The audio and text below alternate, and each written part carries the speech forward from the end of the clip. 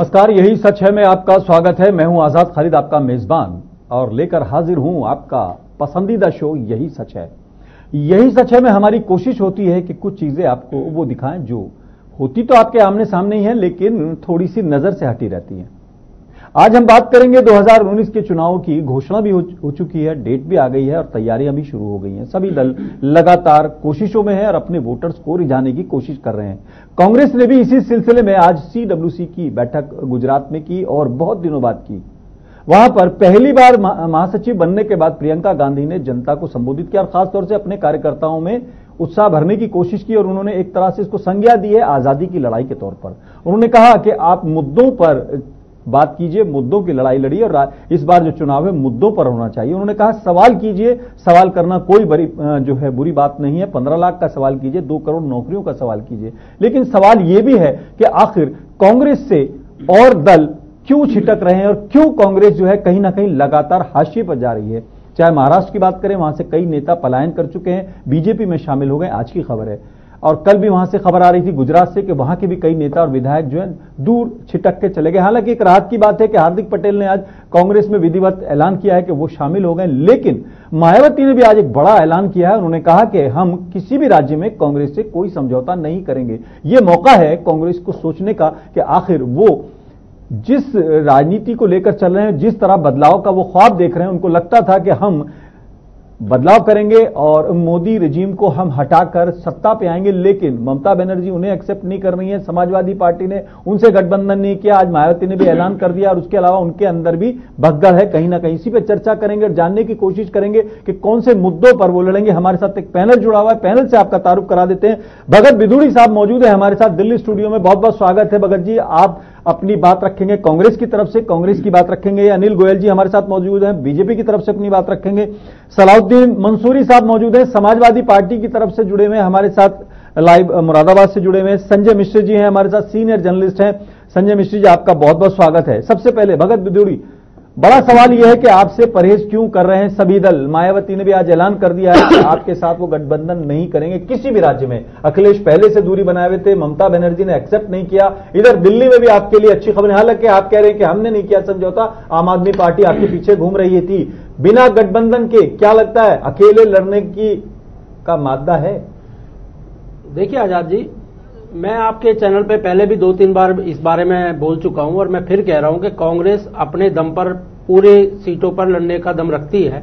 हमने एक प्रपोजल रखा था कि भी लड़ने का दम रखती है, वो मुझे भी मालूम है, लेकिन पिछले कई लोकसभा, कई विधानसभा, कई राज्य आपके हाथ से छिटके उस तरह की लड़ने की दम रखती है। पिछले अभी लेटेस्ट जो तीन स्टेटों के रिजल्ट है वो आपके सामने है। जितने 12 उपचुनाव हुए हैं देश के अंदर, वो सारे हमने जीते हैं। वो सारे बीजेपी आ रही है। वो कैराना छोड़िए, बाकी सारे तो जीते। मैं तो पूछ रहा हूँ राजस्थान में, नहीं सर, पंजाब में, राजस्थान में एक कैराना अगर बीजेपी के हाथ से गया है, जो कि उनका गढ़ माना जाता था, मुख्यमंत्री उप मुख्यमंत्री की सीटें आ गई है, बहुत सारी सीटें हारे हैं, लेकिन वो आपको नजर नहीं आएगा। कीर्ति आजाद जी बीजेपी छोड़ के, कीर्ति आजाद बीजेपी छोड़ के आए, लेकिन आप उनको टिकट नहीं दे। मैं कह रहा हूँ कीर्ति आजाद जी छोड़ के आए हैं बीजेपी, आपको वो नजर नहीं आ रहा। शत्रुघ्न सिन्हा है, यशवंत सिन्हा जी है, फुले हैं सांसद जो है वो कांग्रेस ज्वाइन कर गए हैं। आपकी जानकारी के लिए मैं बता दूं, कीर्ति आजाद बहुत पहले भी छोड़ चुके थे। उनका जो जिस तरह से बीजेपी के अंदर कांग्रेस थे, मुख्यमंत्री अनिल जी आऊंगा आपके पास भी, लेकिन आपने जिन जिन का नाम लिया वो बहुत दिनों से नाराज चल रहे थे। बात नाराजगी और उसकी तो है नहीं सर। लेकिन आपको परहेज क्यों करें? मायावती कह रही है कि हम आपके साथ कोई गठबंधन ही नहीं करेंगे। ममता बनर्जी आपको एक्सेप्ट ही नहीं कर रही। आप अपनी CWC में राहुल गांधी को प्रधानमंत्री घोषित कर चुके हो। आजाद जी, बिल्कुल हमारे प्रधानमंत्री कैंडिडेट जो है श्री राहुल गांधी होंगे और हम यूपी के अंदर सारी सीटों पर अकेले लड़ेंगे और ये ऐलान भी हो चुका है। और लेकिन प्रियंका गांधी की एंट्री ये बता रही है कि राहुल गांधी को लेकर आप भी कहीं कॉन्फिडेंट नहीं रहे हो। जिस तरह से आज उनको एंट्री कराई गई और जिस तरह 10 मिनट में उनकी बातें आई हैं और जो उन्होंने मैसेज दिया है नई लाइन पे, वो कहीं ना कहीं मैसेज दे रहा। खैर, आता हूं अनिल गोयल जी, आपके लिए राहत की बात है, लेकिन आप किन मुद्दों पर चुनाव लड़ेंगे? आपको क्या लगता है कौन से मुद्दे हैं जिनको आप लेके चलेंगे? क्या यही भावनात्मक रहेगा या जो जिस तरह से ये 15 लाख का सवाल है, 2 करोड़ नौकरियों का सवाल है और तमाम सवाल है, किस तरह से? आजाद जी, हम चुनाव लड़ेंगे विकास पर, हम चुनाव लड़ेंगे देश के मान सम्मान को आगे बढ़ाने पर। हम चुनाव लड़ेंगे कि पूरे हिंदुस्तान में भारत एक शक्तिशाली देश के रूप में उभरा है, चाहे वो आर्थिक दृष्टिकोण से पहले हो, कमजोर चाहे था। वो सर, अगर आप ये निश्चित तौर पर 2014 के पहले मान सम्मान कम नहीं, था। आप मैं खुद कह रहा हूं कि 2014 हम तो से पहले के भारत हम आपकी बात को बिल्कुल काट नहीं रहे, मैं पूछ रहा हूं सम्मान आप कह रहे हैं पहले कम था। मैं 2014 के से पहले के भारत और 2019 के भारत में आज एक कांग्रेस की तरफ से बयान आया, वो कह रहे हैं कि आपकी बीजेपी और खासतौर से प्रधानमंत्री नरेंद्र मोदी सोचते हैं कि सृष्टि जो है 2014 के बाद ही शुरू हुई है। ये भी तंज आप पे होने लगा है, आपको ये भी याद रहा। ऐसा हम तो करें 2014 के भारत और 2019 के भारत में जो 2013 में पूरे संसार में हिंदुस्तान को कैसे देखा जाता था, आज उनको कैसे देखा जा रहा है। आज हिंदुस्तान को देखा जा रहा है कि वो 2014 में आपने कहा था कि आप जो है स्मार्ट सिटी बनाएंगे। सर किसी भी कीमत आपने 2014 में कहा था कि कुछ आपने इलाके साफ देख लिए हैं। आज हिंदुस्तान 2014 में आपने कहा था गंगा साफ हो जाएगी, नहीं तो जो है ना आपकी उमावती जल समाधि देंगे। आप ये देखें कि आज भारत पूरा देश ये मानता है कि भारत को दबाया नहीं जा सकता, भारत मुंहतोड़ जवाब देने की क्षमता रखता है। और निश्चित तौर पर जहां तक बात है, तो जिस टाइम में 2014 में हमारी महिलाएं खुले में सोच जाती थी, उसकी चिंता नहीं थी, जिसको हमने पूरे देश के अंदर इस बात का निर्माण करा कि कम से कम महिलाएं अपनी इज्जत के साथ में अपने जो सुबह की प्रक्रिया जो है उसको ठीक तरह से निभा पड़े। कहीं पर इन्होंने बिजली नहीं है, आज हम गांव में बिजली भिजवाई है, गैस के सिलेंडर नहीं है, आज हमने महिलाओं को गैस के सिलेंडर भिजवाए हैं। हमने निश्चित तौर पर उज्ज्वला योजना हो, गैस सिलेंडर योजना हो, शिक्षा योजना हो, हमने निश्चित तौर पर जितना इस सरकार ने करा गरीबों के लिए करा है। इस सरकार ने जो भी काम करे वो किसी जाति विशेष के लिए नहीं करे, किसी धर्म विशेष के लिए नहीं करे, प्रत्येक हिंदुस्तानी के लिए जो भी काम करा है वो उसने प्रत्येक हिंदुस्तानी बड़ी मुबारकबाद की बात है आज भारतवासियों के लिए, उन्होंने सिलेंडर भी देख लिया और भी चीजें देख ली। खैर बड़ा बधाई। आता हूं हमारे साथ मंसूरी साहब मौजूद है, सलाउद्दीन साहब।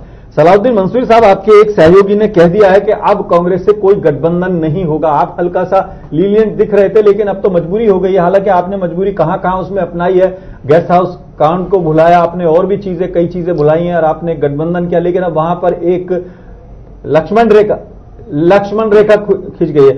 मंसूरी साहब से मेरा संपर्क नहीं हो रहा। विदुड़ी साहब, आप जो कह रहे थे रिएक्ट करने को, मैं अचानक आपके पास आता हूं। देखिए आजाद जी, 2014 में जब श्री नरेंद्र मोदी जी पीएम कैंडिडेट थे तो उन्होंने एक घोषणा पत्र लाए थे। उस घोषणा पत्र के अंदर इतने सारे लोग लुभावने वादे थे। मैं बीजेपी के प्रवक्ता से पूछना चाहता हूं, उनमें से आपने एक भी कोई पूरा किया हो तो मुझे बताएं। इतने सारे गिनाए आप? मैं आपको मैं गिना देता हूं। 2 करोड़ रोजगार देने की बात की आपने, नोटबंदी कर 1 करोड़ रोजगार बंद कर दिए।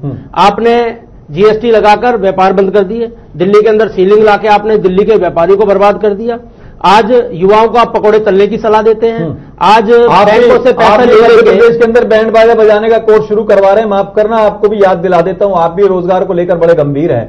अभी आपको 15 साल बाद वहां पर वनवास कटा है, तो आप बैंड बाजा सिखाने का कोर्स करा रहे हैं। आपकी इत्तला के लिए किसानों पूछ लीजिए कि आप क्या सिखाना चाहते हैं। किसानों से बेहतर क्या है ये तो जनता जाने। इंजीनियर लोगों के लिए बैंड बाजा बजाने का कोर्स करा लो। बड़े बड़े बैंड मास्टर जो जवाब कर रहे हैं, जी जवाब दे दीजिए। छिंदवाड़ा में यूनिवर्सिटी खुलने जा रही है, छिंदवाड़ा के अंदर नई यूनिवर्सिटी बनाई जा रही है। अच्छा, बनाई जा रही है, ठीक है। और हम जो अब आपके बयानों को मैं क्लियर करना चाहता हूं। आपने कहा बनने जा रही है, तो ऐसा तो नहीं जा रही हो, क्योंकि आप क्या बोल दो क्या कर दो ये कुछ पता नहीं है। आपने बैंड बाजे का खैर। मंसूरी साहब, आपको आवाज आ रही है?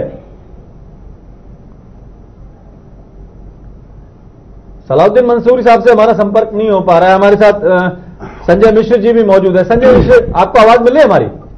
हाँ, मिल रही। संजय जी, आपने देखा राजनीति में जिस तरह से चीजें हो रही हैं, दावे वादे हो रहे हैं, जमीन पर क्या सच्चाई है, इसको लेकर जनता के पास बहुत सोचने का वक्त नहीं रह गया है। क्या उसका पैमाना होना चाहिए? क्या लगता है, एक दूसरे पर छीटा कशी की बात हो रही है, हालांकि ये कहना कि मुद्दों पर चुनाव होना चाहिए, क्या लगता है मुद्दों पर चुनाव हो पाएगा? देखिए, आप तो लंबे समय से इसको देख रहे हैं, कवर भी कर रहे हैं, हम लोग भी देख रहे हैं। ये पार्टियां चैनल्स के दफ्तरों में, मीडिया के सामने और बहुत सारे ऐसे मंचों पर रोजगार का मुद्दा, विकास का मुद्दा, इस पर बहुत सारी बातें करती हैं। लेकिन आप जब पूरे परिदृश्य को देखिए तो लगता है कि ये सब मुद्दे इस परिदृश्य से गायब हैं और वे सब मुद्दे हावी हैं जो हावी नहीं होने चाहिए। पुलवामा के बाद की घटनाओं के मुद्दे बहुत तेजी से हावी हैं। आप हालांकि लोगों के चुनाव आयोग को कहना पड़ा कि सेना का इस्तेमाल नहीं किया जाएगा पॉलिटिकल पार्टीज की तरह, यानी ठीक है, आप बिल्कुल सही कह रहे हैं, उनको कहना पड़ा। लेकिन क्या है ना कि ये सब चीजें हावी हैं, ये बहुत तेजी से चल रही हैं। राहुल गांधी भी राफेल के मुद्दे को लेकर चल रहे हैं और उस मुद्दे की काट में सत्ताधारी दल हर मंच पर किस तरह प्रस्तुत हो रहा है आप भी देख रहे हैं। जाहिर सी बात है कि इसमें रोजगार के मुद्दे, विकास के मुद्दे पीछे छूट जाएंगे। ये सब मुद्दे अखबारों में दिखेंगे, मीडिया चैनल्स पर चर्चाओं में जरूर दिखेंगे, लेकिन ये आम जनता के बीच में। संजय जी, मैं एक चीज और आपको याद दिला दूं, बचपन में हम देखते थे जी जो है उसमें बड़े बड़े लोगों के लिए तो लगता ही था, एक बिस्कुट और होता था जिसके साथ जरूरी था कि जी लगाया जाए, आपको याद आ होगा, छोटा सा बच्चा बना होता था। और लेकिन आज जी बड़ा आम हो गया है, 2 जी आपको सुनवा देते हैं, हालांकि कल हम चर्चा कर चुके हैं, लेकिन हालात ये हो गए कि अब जी कहां कहां लगने लगा है, बीजेपी और कांग्रेस दोनों कहीं पीछे नहीं है, जरा सुनवा देते हैं जी कितना हो गया है। हाँ बिल्कुल बिल्कुल सुनो। आपको याद होगा जब इनकी पिछली सरकार थी तो एयरक्राफ्ट में मसूद अजहर जी के साथ बैठकर जो आज नेशनल सिक्योरिटी एडवाइजर हैं अजीत डोभाल, मसूद अजहर को जाकर कांदाहार में हवाले करके आ गए थे। मितवर्ष पात्रा ने रिकॉर्ड किया है, हाफिज जी का एक पुराना स्टेटमेंट आपको दिखाएंगे, आप उसके बाद देख लीजिएगा, पुराना है। यानी वो हाफिज जी कह रहे हैं, वो मसूद अजहर जी कह रहे हैं, लेकिन सवाल यह कि असल मुद्दे संजय जी खत्म हो जाते हैं। हाँ, सलाउद्दीन साहब हमारे साथ जुड़ गए हैं। सलाउद्दीन साहब, आपके जो एक सहयोगी हैं मायावती जी, उन्होंने मने कर दिया है, ये कह दिया है कि कांग्रेस के साथ कोई गठबंधन नहीं होगा, आपको भी एतराज था या वो अकेला उनका फैसला है? हमारे राष्ट्रीय अध्यक्ष जी तो बराबर यही कहते आए हैं कि हमारा कांग्रेस के साथ गठबंधन है, हमारी राहुल गांधी जी के साथ दोस्ती है। बराबर वो कहते आ रहे हैं, कल तक कहते आ रहे हैं कि हमारी राहुल गांधी जी के साथ दोस्ती है। अब राहुल गांधी जी को ये सोचना चाहिए कि अगर कुछ कम बढ़ती में कुछ हो रहा है तो उसे स्वीकार कर लेना चाहिए, क्योंकि हमें इस वक्त जनता की हित की बात सोचनी चाहिए। हिंदुस्तान की जनता जो इस वक्त उससे तो क्या हिंदुस्तान की जनता, जो बेरोजगार है, क्या कुछ बता पाएंगे आप? बेरोजगारी तो दूर करने में आपसे ज्यादा माहिर कोई नहीं है। बीपीएल से नीचे गायत्री प्रसाद थे, फिर वो अरबपति हो गए। आपसे ज्यादा बेरोजगारी और गरीबी दूर करने का किसी का भी नहीं है। हमारे राष्ट्रीय अध्यक्ष जी ने 5 साल उत्तर प्रदेश के अंदर जो सरकार चलाई है, विकास के मुद्दे पर सरकार चलाई है और विकास किया है।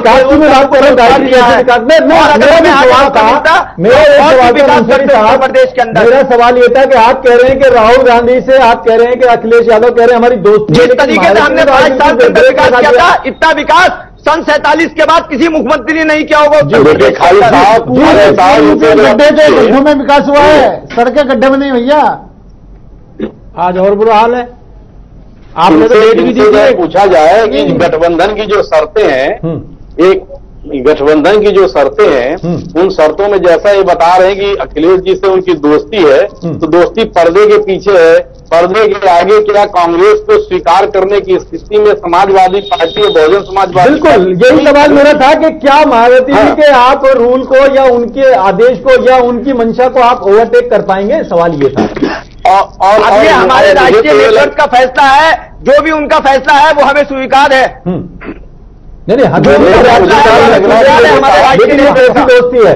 ये कैसी दोस्ती है? पर्दे के पीछे या सामने भी हो पाएगी? है, ये सामने से ही थी। 2017 के अंदर हमने गठबंधन किया था कांग्रेस से, हमने गठबंधन। लेकिन वो गठबंधन भी आपका बड़ा दिलचस्प था। एक तरफ गठबंधन था, एक तरफ गायत्री आमने सामने लड़ रहे थे अमेठी से, आपको याद होगा। ये कैसा गठबंधन था? कौन सा? गायत्री को आपने मंत्री कांग्रेस के खिलाफ गायत्री प्रसाद का मंत्री पद छीन लिया गया था और उसके उसमें कोई भी वो नहीं करे गई थी सरकार की तरफ से, आपकी तरफ से। खैर, आज वो मुद्दा नहीं है, लेकिन आप ठीक है, आप मायावती जी के जो आदेश को ओवरटेक कर पाएंगे कि नहीं कर पाएंगे, बस इतना बता दें। ये फाइनल है। जो हमारे राष्ट्रीय नेतृत्व का फैसला है वो हमें स्वीकार है। ठीक है विदुड़ी साहब। देखिए खालिद साहब, एक सवाल इसमें खास तौर पर है। देखिए इसको केवल इस 1 मिनट, इस इस सवाल को केवल इस वजह से न देखा जाए कि कांग्रेस इस गठबंधन का हिस्सा नहीं बन रही है, बल्कि इस पूरे परिदृश्य को देखिए तो कई ऐसे अवसर आए जब अखिलेश यादव ने ये संकेत दिए कि वे चाहते हैं कि कांग्रेस के साथ समझौता हो। और पिछले दिनों अभी उन्होंने जब प्रेस कॉन्फ्रेंस की, उनसे पूछा गया, तब भी उनका कहना था कि वे तो चाहते हो तो गठबंधन का हिस्सा है ही, यानी कि उन्होंने 2 सीटें छोड़ी थी, या तो उस आधार पर कह रहे थे या अंदर खाने कोई बात चल रही थी इस आधार पर कह रहे थे। कभी भी बहुजन समाज पार्टी की ओर से जो उस महत्वपूर्ण लाई है उसकी ओर से कोई बयान नहीं आया, किसी तरह का वक्तव्य नहीं आया था। और आज वही मैंने सवाल किया था, क्या अखिलेश यादव के चाहने के बावजूद क्या वो हिम्मत कर पाएंगे, ये सवाल था। लेकिन ये कह रहे कि इसको तो ब्लॉक कर दिया, अब जो नेतृत्व का फैसला वो माना जाएगा। ये मुझे अब इसमें लगता नहीं है अखिलेश यादव मायावती से बाहर जा पाएंगे। कांग्रेस को भी ये सोचना चाहिए, क्या नाम है, कि पूरे हिंदुस्तान के अंदर जिस जगह भी वो लड़ना चाह रहे हैं लड़े, मतलब ये पूरी जनता उनके साथ देगी। अगर वो उत्तर प्रदेश के अंदर 2 सीटों पर चुनाव लड़ लेंगे तो कौन सी बड़ी बात है, कौन सा बड़ा मतलब ये नुकसान हो जाएगा। हिंदुस्तान के अंदर पूरी बड़े सीटों पर पीएम कौन है, पीएम उम्मीदवार कौन है आपका पीएम उम्मीदवार कौन है, ये तो बता दें। आपका पीएम उम्मीदवार कौन है, उम्मीदवार आपका पीएम कौन बनेगा? पीएम का उम्मीदवार तो जब लोकसभा की सारी सीटें जीतकर आ जाएंगी तब तय होगा कि पीएम कौन होगा, कौन होगा आपकी तरफ से पीएम? मुलायम सिंह यादव, अखिलेश यादव, मायावती, जीतकर आ जाए राहुल गांधी, बोलो पीएम कौन होगा आपकी तरफ से? नहीं, आपकी तरफ से पीएम कौन होगा? पीएम का उम्मीदवार तब तय होगा जब सारी लोकसभा की सीटें जीतकर आ जाएंगी। उनको बोलने दीजिए। पीएम का उम्मीदवार तब तय होगा जब लोकसभा की सारी सीटें 23 तारीख को एक सवाल आ रहा है, बहन जी जो राखी ने बांधने पहुंच जाए पहले की तरह लालजी टंडन को, अपने भाई को, किसी को अगर सीटों का आगे पीछे हो गया तो फिर क्या करेंगे आप? ऐसा पोपंडा ये सब भाजपा वाले कर रहे हैं, और ये भाजपा वालों का पहले से पोपंडा रहा है, और ऐसा कुछ वो नहीं है किसी तरह का। मतलब इतिहास नहीं दोहराया जाएगा। सर मायावती को जो गेस्ट हाउस में मारा था वो भी भाजपा का था, जो एसपी वालों ने मायावती को गेस्ट हाउस में मारा था और बीजेपी ने बचाया था, वो भी बीजेपी का वो था। आपने जाकर मायावती को गेस्ट हाउस इन बातों से भाजपा वालों की कुछ नहीं हो रहा। आप मायावती से मारा था, याद करो नहीं, उस साल को भूल जाइए, गुजरे हुए वक्त को भूल जाइए। क्यों भूल जाइए? की नहीं कहानी लिखेंगे आप, बहन मायावती लिखेंगे, आप उनकी बेइज्जती करें, आप एक नारी के सम्मान न करें और हम उसको भूल जाएं। 23 मई को भूल जाए की नई कहानी, मौका पर छोड़ो, मौका पर ये सत्ता के लिए मौका पर छोड़ दो, ये मौका पर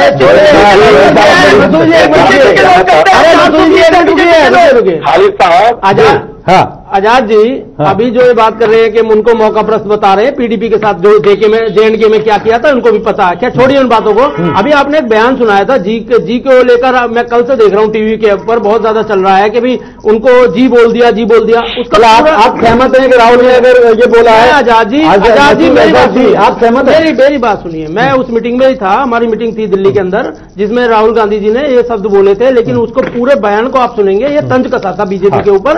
और सबसे बड़ी बात ये पूरा बयान तो सुनवाइए, इन्होंने किया क्या था? बयान सुनवाया हमने, नहीं हमने पूरा बयान सुनवाया। बिल्कुल, आप पूरे बयान को सुनिए। मैं बताता हूं कि उस टाइम पर जो आज के एनएसए के हमारे जो नेशनल सिक्योरिटी एडवाइजर हैं श्री अजीत डोभाल जी और जसवंत सिंह जी, उस टाइम पर ये मसूद अजहर को जो जेल के अंदर बंद थे, इनको लेकर और कंधार में सौंप के आए थे, जिसके जैसे मोहम्मद ने अभी हमारे 44 सैनिकों को शहीद किया है, जो हमले की जिम्मेदारी जिसने ली है। उस बात को, उस कायराना हरकत को, साथ में एक बात और जोड़ दूं मैं, उन्हीं डोभाल जी ने उस टाइम पर एक बयान दिया था कि ये एक राजनीतिक फैसला था। मैं पूछना चाहता हूं कि वो राजनीतिक फैसला उस टाइम की बीजेपी की सरकार का था, तो क्यों था वो फैसला, कैसे हुआ? आप मुझे बताइए। जोड़ी से पूछना चाहता हूं कि वो 5 साल तक कैद में रहा, उसको मौत की सजा क्यों नहीं दी गई? उसकी कार्रवाई उसके ऊपर क्यों नहीं? आपने सर नहीं, आपने बहुत बढ़िया, आपने क्या करा? ये अगर आप समय पर सजा सुना देते तो ये सब काम नहीं, ये काम नहीं होते। दूसरी बात मुझे 26/11 के अंदर 26/11 के अंदर जो हुआ है उसके अंदर आपने क्या कार्रवाई करी है बताएं। आज हम अगर कार्रवाई कर रहे हैं, आज हम पाकिस्तान नहीं, मैं बदला लेने वाली बात जी, आज हम बदला ले रहे हैं तो आपको वो फिर लग रही है। आप हाथ पाथ धरे बैठे हैं, आप कुछ कर नहीं सकते। आतंकवादी आपके देश में अटैक करके चले आते, 26/11 कांड करके चले आते, आप कुछ कर नहीं सकते। और मैं कहता हूं हैरान हूं जिस तरीके से बात सुन के हैरान है, ये जिस तरीके से कसाब को फांसी लगाई है, जिस तरीके से कसाब के खिलाफ कार्रवाई और मजदूर के खिलाफ कार्रवाई क्यों नहीं हुई? क्यों उसको दामाद की तरीके से रखा गया? उसको दामाद की तरह हाथ छोड़ के आए, उसे दामाद की तरह हाथ छोड़ के आए। अगर वो हमारे सैनिकों ने जान पर खेल के उसको अरेस्ट किया था, तो हमारे सैनिकों ने जान पर खेल के उसको अरेस्ट किया था, और आपके कायर सरकार ने, आपके कायर नेताओं ने और उस अजीत डोभाल ने उसको जाकर दामाद की तरह छोड़ के आए हो। आप लोग उसे दामाद की तरह छोड़ गए। देशभक्ति सिखा रहे हैं, वहां पर हवाई जहाज आप हमें देशभक्ति सिखा रहे हैं, हमारे सैनिक शहीद कर दिए उसने, आप भी दे रहे हैं सब। और आप हमारे मैं कह रहा हूं लोगों को कोई मुद्दे नहीं है, इन लोगों ने आप देशवासियों बचाने की सरकार को फैसला लिया गया। अगर मजदूर इस पर कार्रवाई हो गई होती तो न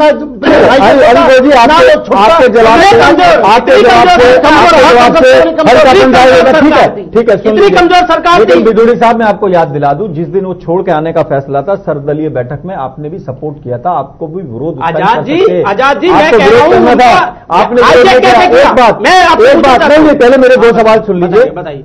आपसे एक तो सवाल ये कि सर्वदलीय बैठक हुई थी, आपका भी उसमें समर्थन था, पहली बात। दूसरी बात आपको बताऊं, जब वो गिरफ्तार हुआ था या उसको छोड़ के आया गया था, उसके बाद आपकी सरकार रही है, 2014 तक रही। अजीत डोभाल का आपने कभी नाम नहीं लिया। आज ही आपको नाम कैसे याद आया? आपने उस मामले की जांच क्यों नहीं कराई? अगर उसमें कहीं कोई कॉन्स्पिरेसी थी, सवाल आपके ऊपर भी उठते हैं, वो जवाब आपसे भी तलब करेगी जनता। क्योंकि अगर आप नाम ले रहे हैं अजीत डोभाल का या किसी का भी नाम ले रहे हैं, तो आपने क्या कार्रवाई की 2014 तक? तो आप आजाद जी, आज भी राज ठाकरे ने बयान दिया है कि पुलवामा अटैक की आप अजीत डोभाल के बेटे शौर्य डोभाल की इंक्वायरी कीजिए। मुझे बताइए, आज की सरकार ने, बात सुनिए पहले गोयल जी, मैं पूरी बात मैं फिनिश कर लूं। आपने राज ठाकरे जी ने अगर बयान दिया है, या तो आप राज ठाकरे के खिलाफ एफआईआर दर्ज कीजिए अगर उन्होंने झूठ बोला है, नहीं तो आप इंक्वायरी क्यों नहीं कराते? आज की सरकार है, आप बात कर रहे हो 10 साल पहले, मैं आज की बात कर रहा हूं। आज जो है पुलवामा अटैक के लिए उन्होंने जिम्मेदारी भरा बयान दिया है, आप उसके खिलाफ कार्रवाई क्यों नहीं करते? सरकार काम कर रही है, अगर मुद्दे को भी आप पॉलिटिसाइज करेंगे की बात है। मैं नहीं कर रहा, हम नहीं कर रहे। मैं देख रहा हूं, मैं देख रहा हूं हमारे राज्य अध्यक्ष के बयान लगा रहे हो, गलत तरीके से लगा रहे हो, गलत तरीके। आपने टाइम में डोभाल पर कार्रवाई क्यों नहीं करी? आप कार्रवाई क्यों नहीं करी? आप दूसरे बात क्यों जा रहे हो? डोभाल पर आप ही आरोप लगा रहे हो, और डोभाल पर आपने कार्रवाई क्यों नहीं करी जब आप शासन में थे? डोभाल ने गलत करा। जवाब दे दूं, जवाब दे दूं, जवाब दे दूं। आज आपकी सरकार है महाराष्ट्र के अंदर भी और सेंटर में भी। अभी राज ठाकरे जी ने बयान दिया था। अरे डोभाल पे कार्रवाई, मेरी बात तो दोनों हमारे पास और भी है, लेकिन आपने क्या कहा? ठीक है, बयान बताइए ना मुझे। जी, हालात देख रहे हैं आप, देश की स्थिति क्या हो गई, चुनाव सिर पर है, लेकिन किन मुद्दों पर बहस हो रही है? क्या आपको लगता है बेरोजगारी या शिक्षा या स्वास्थ्य या और चीजों पर बात होने के लिए बताने के बाद ये लोगों का ये प्रोपोगेंडा तैयार कर रहे हैं।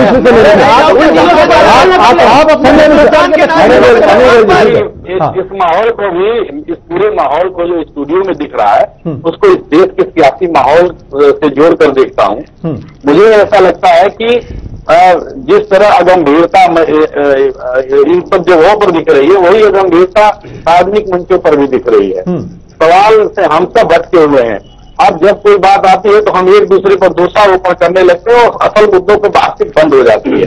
दरअसल अगर ये लोकतंत्र है, भारत में एक बड़ा हमारा भारत लोकतंत्र है, और इस लोकतंत्र में आजादी मिली है कि हम कोई भी आरोप लगा लेते हैं, कोई भी बात कर लेते हैं। लेकिन तो बड़ी गंभीर हमारे राजनीतिक दल, अगर हमारे राजनीतिक दल हमारे राजनीति का इतने जिम्मेदार होते हैं कि वो बिल्कुल ठीक है भाई चलो कोई ऐसा आरोप लगा रहे हैं, उस आरोप में कोई जलाउद्दीन साहब, क्या एक विपक्ष के नाते आप जिन मुद्दों को लेकर जाएंगे, आप गठबंधन करें न करें, आप हारे या जीते, लेकिन विपक्ष की जो जिम्मेदारी है वो निभाने के लिए कितने आप तैयार हैं अब की बार?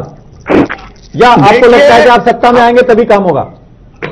देखिए, हमारे राष्ट्रीय अध्यक्ष जी विकास के मुद्दे पर चुनाव लड़ेंगे, बेरोजगारी के मुद्दे पर चुनाव लड़ेंगे और हिंदुस्तान के हर नागरिक को सम्मान देने के मुद्दे पर चुनाव लड़ेंगे।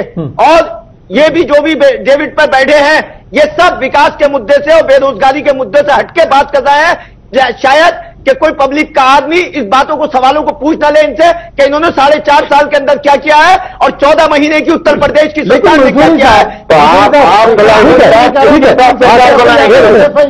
अगर आप सरकार बनाने के साथ बनाएंगे। हाँ, मंसूरी साहब, एक सवाल जो है मेरा ये है, आप कहते हैं समाजवाद की बात करते हैं, आप पूरे देश की बात करते हैं, लेकिन अभी आपके 6 टिकट आए हैं, मान लीजिए 2 और आज आ गए, हालांकि 6 में से 3 आपके परिवार के हैं। आपको प्रदेश में अध्यक्ष चाहिए होता है तो बेटा नजर आता है, आपको लोकसभा में भेजना होता है तो बहू नजर आती है, आपको राज्यसभा में भेजना होता है तो एक भाई, फिर दूसरा भाई, फिर भतीजा, तो कहां इसमें से आपको समाज और देश नजर आता है? जब राजनाथ सिंह जी मतलब ये अपने बेटे को तो मुलायम सिंह यादव जी अपने बेटे को क्यों नहीं लड़ा सकते हैं? आगे जवाब क्यों नहीं लड़ा सकते? बहुत बहुत शुक्रिया आपका जवाब। ठीक है, मुलायम सिंह के परिवार के ऊपर बात आती है, कैसे आपके लगे कि आपकी हार में कितना बड़ा जवाब इन्होंने टाल दिया कि आप ऐसा करेंगे तो ये भी ऐसा करेंगे। आजाद जी, हाँ, नहीं, आपको पार्टी के डिफरेंस है। आप एक बार, मैं ये हमारे अखिलेश यादव जी ने हिंदुस्तान का सबसे बड़ा काम करके दिखाया है। लखनऊ से लेकर आगरा तक 302 किलोमीटर का एक्सप्रेस बनवाया, जिसमें फाइटर फर्म है, जिसका ये मिथुन साहब, आपकी कंपनी को लगता था प्राइवेट लिमिटेड एक परिवार, ये परिवारवाद जो है कैसे जान चुके? मुलायम सिंह ने तो अखिलेश यादव ने डिंपल यादव, आपका राष्ट्र कौन बंदा? पार्टियों के अंदर परिवार है, कौन सी पार्टी ऐसी नहीं है जिसमें परिवार नहीं है? एक मिनट, और इस बात को कहना चाहते हैं, इशू ये नहीं होना चाहिए। क्या मैसेज देना चाहते हैं? आप विकास की बात करते हैं, ठीक है, अनिल जी लोग ठंड में मर रहे हैं। अनिल जी, रुकने का नंबर आ गया, आप रुक जाइए। देखिए आजाद जी, आज इशू ये नहीं होना चाहिए, आज इशू ये होना चाहिए कि बेरोजगारी किस हद तक पहुंच गई है, भूखमरी के कगार पर लोग पहुंच गए हैं, किसान आत्महत्या कर रहे हैं, सैनिक हमारे मर रहे हैं, और हमारी सरकार क्या कर रही है। और हमारा विपक्ष को के लिए जितना भी विपक्ष है, मैं आपके चैनल के माध्यम से सबको ये बोलना चाहूंगा कि इन मुद्दों को उठाएं जो 2014 में जिन वादों को लोग लुभावने वादे और झूठे वादे करके सत्ता में आए, जिससे कि जनता को याद दिलाए कि ये वादे, हालांकि जनता पूछेगी जितने इन्होंने वादे किए थे 2014 एक लास्ट राउंड में चलते हैं। एक लास्ट कमेंट आपका, अब के जो 2019 के चुनाव है इसमें बिल्कुल बहुत ज्यादा समय नहीं रह गया है, क्या आपका मुद्दा होगा और किस रणनीति पे आप चलेंगे? क्या कुछ बदलाव भी करेगी पार्टी आपकी? हमारा मुद्दा विकास होगा, बेरोजगारी होगा, बेरोजगार को रोजगार देना होगा और हिंदुस्तान के नागरिक सवाल आप सुन लीजिए, सवाल आप सुन लीजिए। कभी कभी हमें खुद भी लगता है कि कुछ कमियां रह जाती हैं, तो क्या पार्टी कुछ उनके अंदर भी सुधार करेगी? कुछ पॉइंट्स ऐसे हैं जिसको अगर कोई कमियां रहेंगी उसके अंदर सुधार करेंगी। और सबसे बड़ी बात, एक और बात बता दूं, परिवार से बाहर निकलने की कोशिश करेंगे। अखिलेश यादव जी ने सबसे बड़ा हिंदुस्तान का नहीं पूरी दुनिया का एक एक्सप्रेसवे लखनऊ से लेकर आगरा तक बनवाया, 302 किलोमीटर का, और उसके हमें कोई शिकायत नहीं, अंधभक्त कहीं भी हो सकते हैं। मिथुन साहब, अंधभक्त कहीं भी हो सकते हैं, आपकी क्या राय है? देखिए, हमारी पार्टी का एजेंडा होगा कि विकास हो, देश के अंदर बेरोजगारी खत्म हो, और एक सबसे बड़ा जो हमारा मुद्दा होगा वो कॉमन मिनिमम इनकम का प्रावधान हम रखेंगे। लेकिन तभी होगा जब आप सत्ता में आएंगे, सत्ता में नहीं आएंगे तो चुप बैठे रहेंगे। ठीक है, अनिल गोयल जी, लास्ट कमेंट। हमारा देश का सम्मान बढ़े, देश का विकास हो और देश के लिए काम करेंगे। ये करेंगे आप, लेकिन जो वादे हैं, दावे हैं, उन पे भी गौर करेंगे। जो आपका मैनिफेस्टो है उसको भी आप पढ़ के आएंगे दोबारा। नहीं, बीजेपी वालों ने 4.5 साल के लास्ट कमेंट जनता की तरफ का आपका कमेंट चाहिए, क्योंकि ये तो नेताओं के कमेंट थे, तो इस पे तो भरोसा करने का मन कर नहीं रहा। आप बताएं।